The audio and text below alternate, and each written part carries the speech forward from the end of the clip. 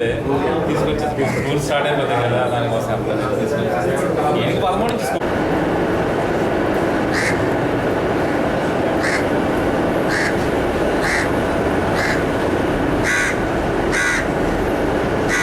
శ్రీ వెంకటేశ్వర స్వామి దేవస్థానం port area Visakhapatnam వార్షిక కళ్యాణోత్సవ మహోత్సవాలు ఈ నెల 4వ తారీఖు నుంచి 10వ తారీఖు వరకు కూడా ఘనంగా నిర్వహించబడుతున్నాయి.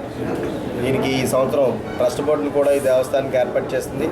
చైర్మన్ గారు ఇతర ట్రస్టుల యొక్క సహాయ సహకారాలు తీసుకొని విస్తృతమైనటువంటి ఏర్పాట్లు చేస్తున్నాం.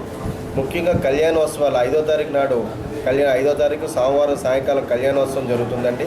ఈ కళ్యాణోత్సవంలో వచ్చినటువంటి భక్తులు ఎవరికి కూడా ఇబ్బంది లేకుండా ఉండడానికి రవాణా సౌకర్యం పోస్ట్ ఆఫీస్ నుంచి గుడి వరకు, గుడి నుంచి పోస్ట్ ఆఫీస్ వరకు తిరిగి కళ్యాణం వచ్చే వాళ్ళకి కానీ మళ్ళీ కళ్యాణం తిరిగించిన తర్వాత తిరిగి వెళ్ళడానికి కానీ రవాణా సౌకర్యాన్ని కూడా ఏర్పాటు చేయడం జరిగింది. అదేవిధంగా ఈ కళ్యాణోత్సవాల్లో అతి ముఖ్యమైనటువంటి ఘట్టమైనటువంటి తెప్పోత్సవ కార్యక్రమం 8వ తారీఖు జరుగుతుందండి.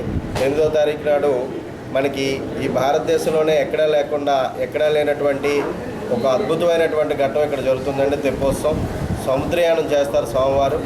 ఒక పోర్టు వారు ఇచ్చినటువంటి 3 పడవలు, అదేవిధంగా 30 మరపడవలతో మొత్తం విశాఖ ప్రజలు భక్తులతో పాటు సముద్రంలోకి వెళ్ళడం జరుగుతుంది. ఒక గంట సేపు విహారం, సముద్ర విహారం ఉంటుంది. అక్కడికి వచ్చే భక్తులందరికీ ఒకటే విన్నపం, మీరు ఎక్కువగా రండి, కానీ మీరు వచ్చినటువంటి మీ పిల్లలు పెద్దల పట్ల జాగ్రత్త వహించండి. సముద్రంలో లోతు ఎక్కువగా ఉంటుంది, జాగ్రత్తగా ఉండాలని దేవస్థానం నుంచి కోరుచున్నాం.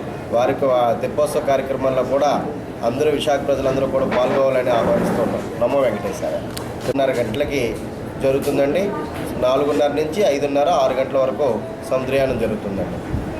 దీనికి కొత్త నియోజకవర్గం ఎమ్మెల్యే గారు వస్తారండి. వారి చేతుల మీదుగా తెప్పోత్సవ కార్యక్రమం అనేది ప్రారంభించుకుంటాం.